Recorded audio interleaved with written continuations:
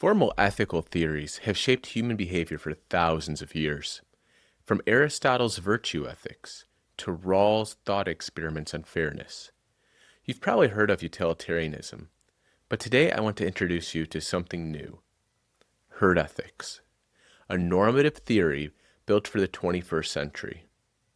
One that starts where all value begins, with survival.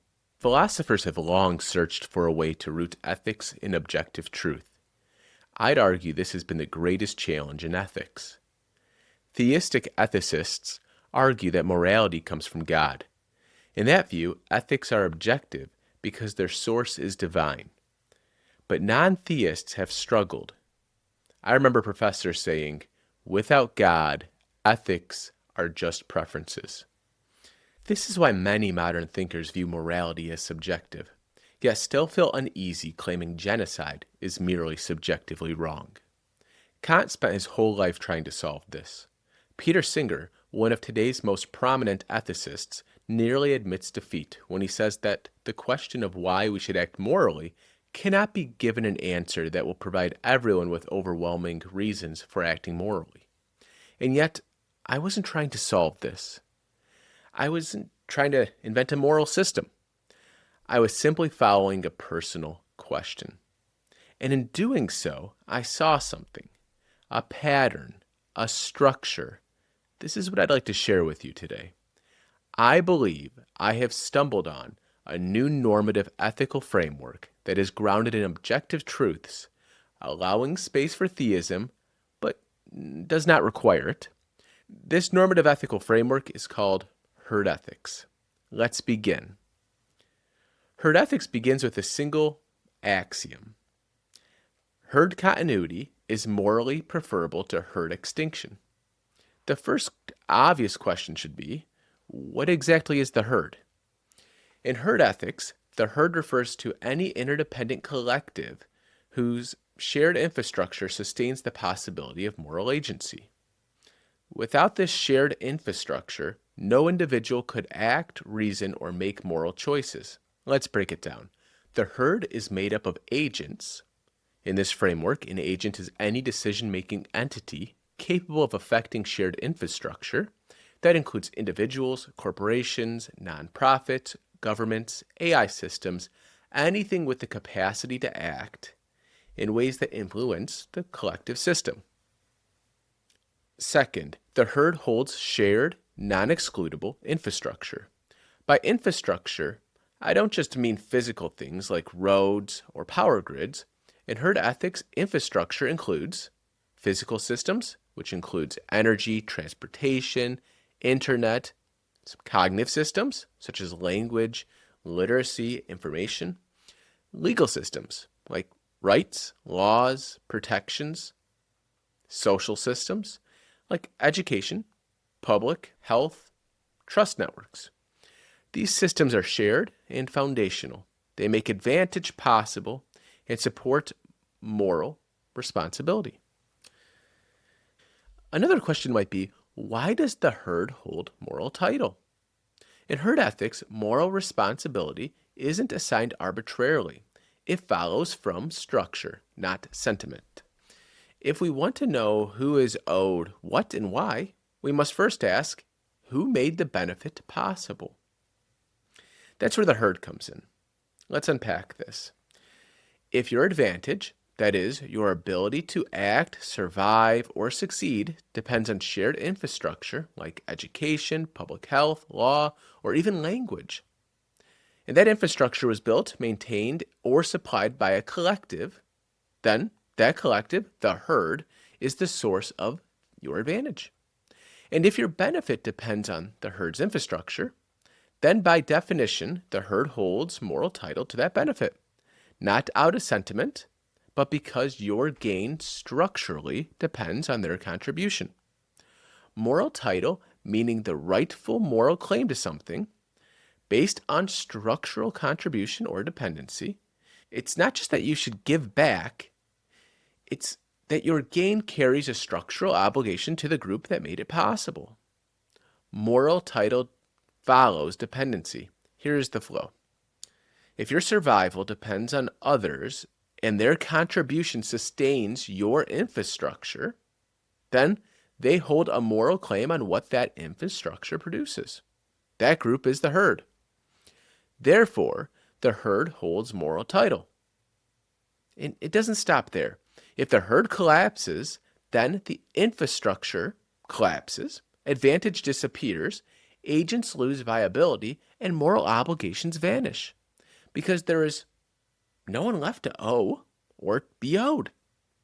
And that's why herd extinction isn't just tragic, it's the end of moral possibility. Herd ethics begins with the axiom: herd continuity is morally preferable to herd extinction, because once the herd is gone, the conditions for moral claims, duties, or ethics no longer exists. This is not just a sentimental claim about being nice to others. It's a structural claim. The herd is the foundation of all moral obligation. Allow me to preemptively answer a few questions you might have. And if I miss any, know that I've written an entire book on herd ethics, available on Amazon, both in paperback and Kindle, or for free at herdethics.com. And I also want to doubly make you aware that you go to herdethics.com, it's going to be right on the front page. You click a link and you download a PDF. This is not hidden behind a paywall. I don't even ask for an email address. However, I would be very happy if you would put your email address in the mailing list area, just a little bit below that, so that I can continue to send you updates on the Herd Ethics project. All right, back to herd ethics. So first, preemptively answering your questions you may have, herds can and often do overlap. Most individuals are part of multiple nested herds, families, communities, nations, even ecosystems. These groups may differ in scale, but each one functions as an infrastructure-bearing collective that supports moral agency. Second, the collapse of a single herd doesn't necessarily mean the end of morality, unless that herd is the final viable infrastructure-bearing collective. However, some herds are more foundational than others. For example, collapse of the global ecological herd could trigger cascading failures in other herds, eventually leading to widespread agent collapse. Herd ethics recognizes that certain systems sustain many others, and their loss can accelerate moral extinction.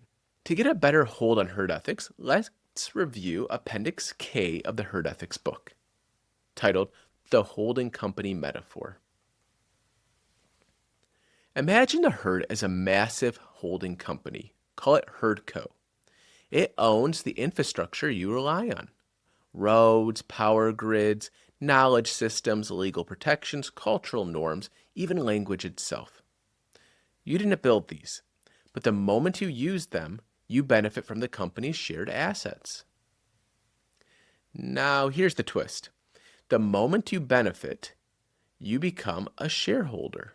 Not by signing a contract, but by extraction. Use the roads, you've drawn value from the holding company.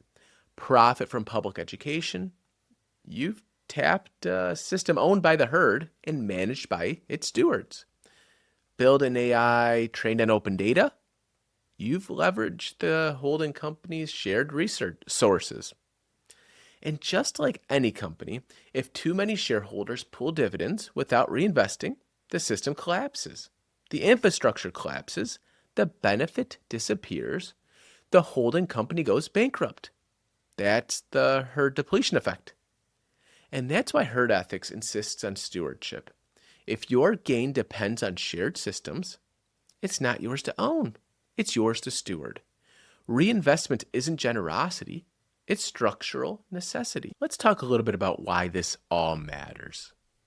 Unlike older ethical systems that assume we're already alive and choosing, herd ethics starts one step earlier, with the structure that makes those choices possible. It grounds morality in an objective substrate, survival. Not just biological survival, but the survival of the conditions that make moral reasoning and agency possible at all. This shifts the focus from individual intentions or feelings to a shared responsibility or sustaining viability, both for life and for moral action.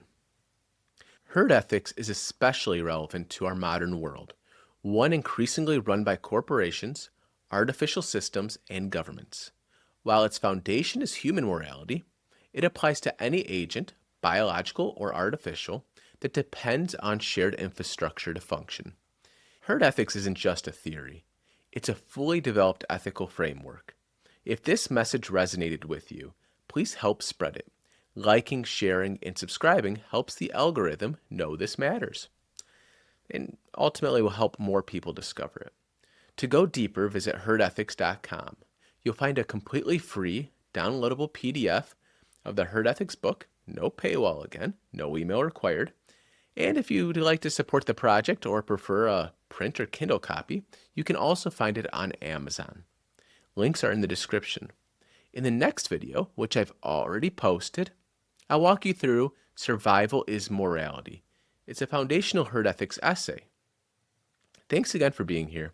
I'm excited to continue this herd ethics journey with you.